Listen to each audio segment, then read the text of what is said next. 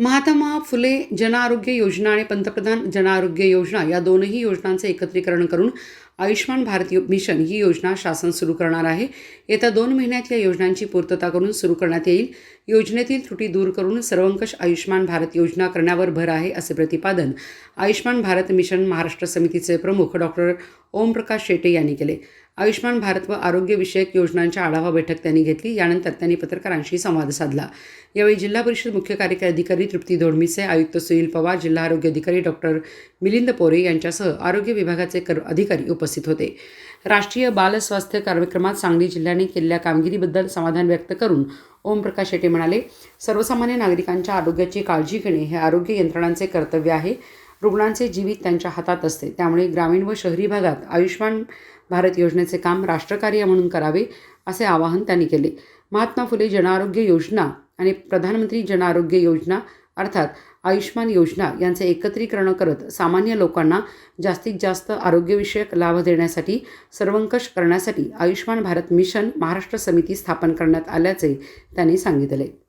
महाराष्ट्राच्या इतिहासामध्ये महात्मा ज्योतिबा फुले जनआरोग्य योजना आणि पंतप्रधान जनआरोग्य योजना म्हणजे प्रधानमंत्री अर्थात आयुष्मान ह्याचं एकत्रीकरण करत सामान्य लोकांना जास्तीत जास्त लाभ द्यावा, अशी माननीय पंतप्रधान नरेंद्रजी मोदी यांची असलेली ही योजना सर्वंकष करण्यासाठी आयुष्मान भारत मिशन महाराष्ट्र समिती स्थापन करण्याचा निर्णय राज्याचे उपमुख्यमंत्री माननीय देवेंद्रजी फडणवीस साहेब यांनी घेतला आणि या समिती स्थापन करून त्याची प्रमुख पदाची जबाबदारी मुख्यमंत्री वैद्यकीय सहायता कक्षाचा प्रमुख म्हणून त्यांच्या कार्यकालात केलेल्या कामाचा अनुभव जास्तीत जास्त लोकांना याचा लाभ मिळावा म्हणून माझी नियुक्ती करण्यात आली आणि या नियुक्तीचा लाभ सर्वसामान्य लोकांना जास्तीत जास्त देण्याचा प्रामाणिक प्रयत्न करण्यासाठी राज्याचा दौरा हा माझा संवाद दौरा आहे. या दौऱ्याच्या अंतर्गत रुग्णालयांच्या अडचणी,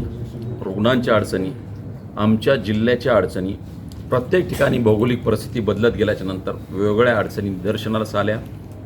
अनेक ठिकाणी सगळ्यांना बोलतं करून ह्या योजनेचा आढावा घेत असताना विविध माहिती समोर आली. त्यामुळे याचा समन्वय साधण्यासाठी आणि पॅकेजच्या संदर्भामध्ये काही चर्चा झाली. 2012पासून महात्मा ज्योतिबा फुलेचे पॅकेज वाढले नाहीत, ते वाढवण्यात यावेत अशा पद्धतीच्या सूचना आणि विनंती रुग्णालयांच्या प्रतिनिधींनी सर्वांनी केली. जिल्हा प्रशासनाच्या वतीनं आरोग्यमंत्र्यांच्या वतीनं असलेल्या अधिकाऱ्यांनी देखील यामध्ये आज थोडाफार गोष्टींना समन्वय साधण्याचा चांगला प्रयत्न केला. म्हणून आज मला खूप चांगला आनंद झाला की सांगली जिल्ह्यामध्ये बऱ्यापैकी काम चांगलंच आहे. 49% आयुष्मानचे कार्ड जनरेट झालेत, 51% राहिलेत. मिशन मोडवरती काम करण्याचा निर्णय जिल्हा पुरवठा अधिकारी यांच्या अध्यक्षतेखाली ती एक छोटी समिती स्थापन करण्यात आली. महानगरपालिकेचे प्रतिनिधी स्वतः सीओ मॅडम, महानगरपालिकेचे आयुक्त, RDC मॅडम सर्वजण या मिटिंगला सर्वंकष असे सर्व प्रतिनिधी उपस्थित होते. त्यामुळं येणाऱ्या काळामध्ये बऱ्यापैकी कार्ड जनरेट करण्याची ही मोहीम तीव्र करण्याचा निर्णय आम्ही सर्वांनी घेतलेला आहे.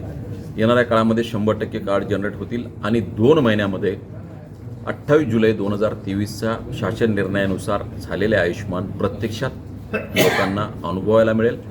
खूप चांगल्या पद्धतीनं आम्ही याच्यामध्ये काम करू अशी अभिलाषा व्यक्त करतो.